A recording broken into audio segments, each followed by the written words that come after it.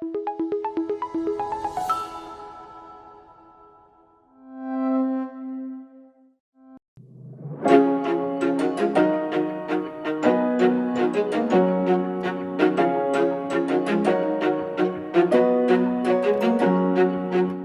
po si Darwin Bunagua, ang chairman ng Balsik Agrarian Reform Beneficiaries Association or BARBA. Isa rin po akong owner ng isang TESDAS Farm School at Learning Site for Agriculture. So, nang kami po ay nag-umpisa, way back 2021, 2022, na-assess po namin, no, lalo na yung mga officers, na ang karamihan po rito, well, hindi lang naman sa asosasyon namin, ay talagang ang mga magsasaka ay puro pa mga traditional, yung traditional way of farming pa ang ginagawa nila. Specifically, lalo na yung paggamit ng mga synthetic fertilizers. No? So, ang alam lang ng aming mga kasamahan ay 14-14-14, urea. Hindi pa, although may idea sila kung paano ang organic, kumbaga anong mga organic, pero since wala nga pong nag-a-adapt or gumagamit, ay kumbaga nagiging kwento lang po sa kanila. Nag-request po kami ng composting facility for biodegradable waste. So ito po nga CFBW. So hanggang sa nakilala po namin yung mga tamang tao na lalapitan sa BSWM, prinases po namin yung mga dokumento at ugnayan po kami kung ano pang mga kailangang requirements at may mga seminars din po kaming inattendan related po sa organic farming at the rest is history. So ngayon po kami ay merong dalawang composting facility. Actually, tatlo po yung nakalagay dito sa Iron Farm. Kasi meron po kaming composting facility, yung asosasyon mismo, at yung Iron Farm ay nakahingi rin po ng isang composting facility. So lahat po yun ay nagagamit namin. Isa po sa mga plano talaga namin ay yung hikayatin palalo ang mga kabataan na magsaka. Hikayatin sila na hindi lang madumi ang pagsasaka. Bagkus ito'y lucrative, ito'y nakakatulong, at ito'y napaka-noble na profession, di ba? So, gumagastos daw po ng 9 million pesos ang local government unit sa pagtatapon lang ng basura.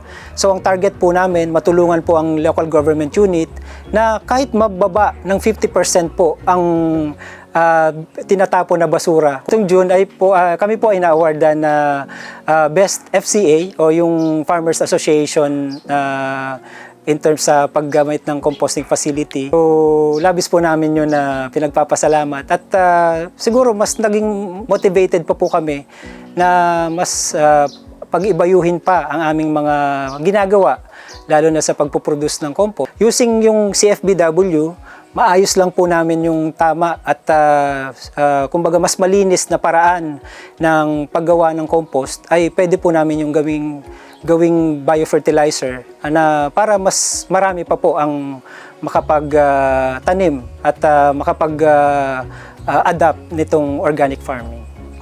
Ayun. So, unang-una po sa lahat, maraming salamat po sa mga sumuporta at nagbigay ng tulong sa amin para magkaroon po kami ng CFBW, ng Composting Facility for Biodegradable Waste, kay Secretary Chu Laurel, kay Dr. Gina Nilo, at sa lahat ng mga taga BSWM, pati sa lahat ng mga taga Department of Agriculture, Regional Field Office.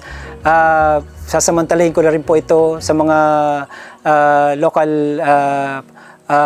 agriculturists namin dito, mga extension workers, lahat ng mga sumusuporta, even private institutions at mga non-government organizations. So sa muli po, maraming salamat po sa inyo lahat.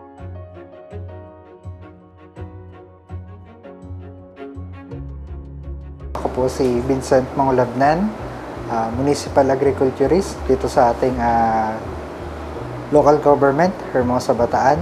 Hindi pa namin natatanggap si CFBW. Nagkakaroon tayo ng concern regarding sa mga biodegradable waste sa ating mga tahanan o sa household. So, tulad ng mga nabubulok napupunta pa siya sa aming landfill. Ano po? Kung saan, kailangan pa siyang bigyan ng budget para proper siyang ma-dispose. Unlike ngayon na meron na kaming composting facility, nagkakaroon na kami ng kakayanan para i-process ito.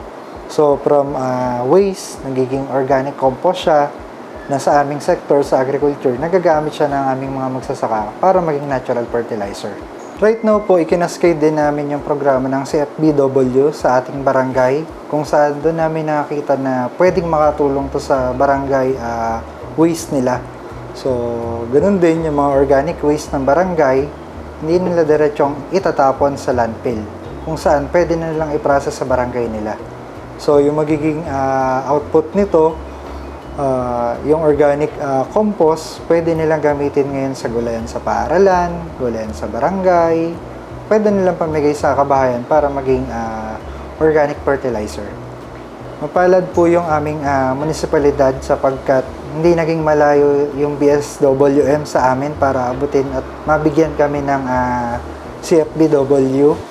Right now, ang mga beneficiary namin is yung market, kung saan yung mga stall owners, yung mga waste na biodegradable is pinaprocess na rin nila. Sasamahan naman yung Lego Upland Farmers Association, New Hermosa Farmers Association, then right now yung aming pinaka-active si Barba pagdating sa composting, si Balsik Agrarian Reform Beneficiary sa pamumuno ni Chairman Darwin Bonagoa. Kamakailan, nakatanggap din po ang aming bayan sa pamamagitan ng Barba ng award na Compost Producers Achievers Award. Sa pamamagitan ng CFBW, ang pamahalang lokal ng bayan ng Hermosa, nagkaroon kami ng organic ordinance. So, kung saan, kaakibat din ito yung sa composting facility natin. Pinaplano rin namin na maikalat to, hindi lang sa farmer station, barangay level, yung ibang sector pa na nakikita namin na pwede pang manage. Suportahan sila sa pagmamanage nito. Magkaroon ng mga libreng trainings through BSWM at local government unit. So, si CFPW kasi, hindi lang yung problema sa organic fertilizer yung mariresolba niya, kundi yung municipal solid waste din namin. Pamamagitan nito, nakikita namin, bababa na yung magiging gastos namin pagdating sa mga waste ng barangay o ng isang komunidad.